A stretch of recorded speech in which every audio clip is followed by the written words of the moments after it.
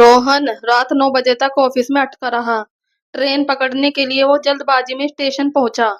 Platform 4 पर पहुंचते ही उसकी नजर एक परिचित चेहरे पर अटक गई। वो अनवी भाभी थी। नीली साड़ी, खुले बाल, हाथ में छोटा सा बैग और भीड़ में खोई हुई थी। रोहन हैरान हुआ। भाभी, आप यहाँ? अनवी ने पलटकर देखा। पहले आश्चर्य, फिर एक प्यारी सी मुस्कान। अरे रोहन, तुम भी इसी ट्रेन से? रोहन ने हंसते हुए कहा। हाँ भाभी, लगता है आज सफर साथ होगा। उनकी आंखों में हल्की सी खुशी थी, जैसे उन्हें किसी अपने का सहारा मिल गया हो। ट्रेन चली। उनके पास की बर्तें खाली थी। डिब्बा आधा खाली था। हल्की पीली लाइट और बाहर अंधेरी रात। अनवी ने खिड़की की तरफ बैठते हुए कहा, अकेले ट्रेवल करते हुए डर लगता है, खासकर रात में। रोहन ने उसकी ओर देखा। अब मैं हूं ना, पूरा सफर पास बैठूंगा। भाभी ने हल्का सा सिर झुकाया। उनकी आंखों में एक अजीब सी नरमी थी। ट्रेन की लाइट में उनकी साड़ी की हल्की चमक और कंधे पर गिरते भीगे बाल रोहन का दिल तेज करने लगे। भाभी ने पर्स से पानी निकालते हुए पूछा, तुम कुछ खाओगे? बस आपको देख प्यास कम हो गई। भाभी हंस पड़ी। एक हल्की शर्मीली हंसी जिसे मिठास थी।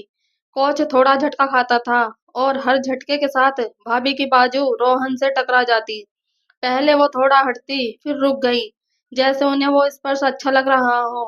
रोहन ने पूछा, ठंड लग रही है क्या? भाभी ने कहा, हाँ थोड़ी सी। रोहन ने जैकेट उतार कर उनके कंधों पर डाल दी। भाभी का शरीर एक पल को स्थिर हो गया। उनकी सांसें हल्की सी तेज हुई। रोहन, तुम हमेशा इतना ख्याल क्यों रखते हो मेरा?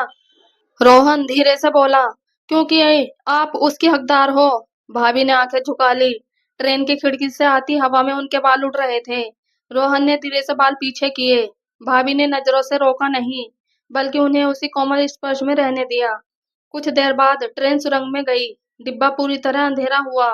भाभी अचानक घबरा गई और रोहन का हाथ पकड़ लिया। रोहन, डर लग रहा है।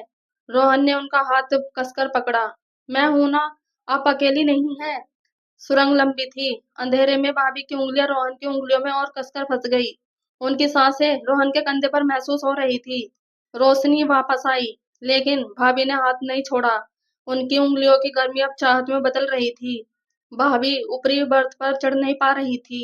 ट्रेन हिल रही थी। उनकी साड़ी बार बार फंस रही थी। रोहन आगे आया। भाभी, पकड़िए मेरा हाथ। भाभी ने हाथ पकड़ लिया।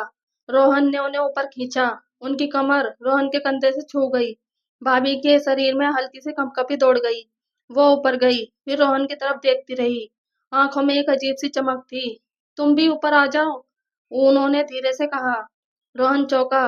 उसकी आवाज में नरमाहट थी, जरूरत थी और हल्की सी छिपी चाह भी। वो ऊपर चढ़ गया। बर्थ छोटी थी।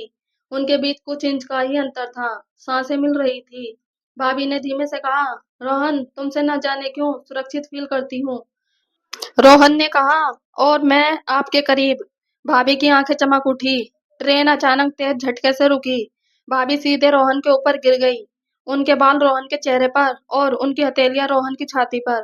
भाभी ने आंखें खोलकर उसे देखा, बहुत पास से, इतना पास कि रोहन को उनकी सांसें अपने होठों पर महसूस हो रही थी।